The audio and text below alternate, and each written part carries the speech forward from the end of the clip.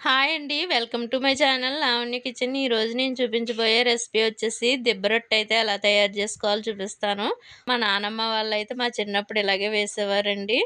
నిప్పుల మీద అయితే కాల్చేవారు. ఇప్పుడు నిప్పులు అయితే లేవు కదా! నేనైతే ఇలా కడాయిలో వేసి గ్లాసు మధ్యలో పెట్టి అయితే వేసాను. ఇలా కూడా వేసుకున్నా చాలా బాగుంటుంది. ఇదైతే మినప్పిండి, వరినూక కలిపి అందులోనే జీలకర్ర, సాల్ట్ కూడా వేసుకుని అయితే ఇలా వేసానండి. చాలా బాగుంటుంది టేస్ట్ అయితేని. ఇలా మాడిపోయింది ఏంటని మాత్రం అడగకండి. ఇలా మాడిపోయిందంటే మా ఇంట్లో వాళ్ళందరికీ ఇలా మాడంటేనే ఇష్టం. ఇంకా మాడకపోతే మార్చమనే చెప్తారండి. అందుకోసమే ఇలా మార్చాను. మీరు కూడా తింటారా మాడు? మీలో ఎంతమందికి ఇష్టమో నాకైతే కామెంట్ చేయండి.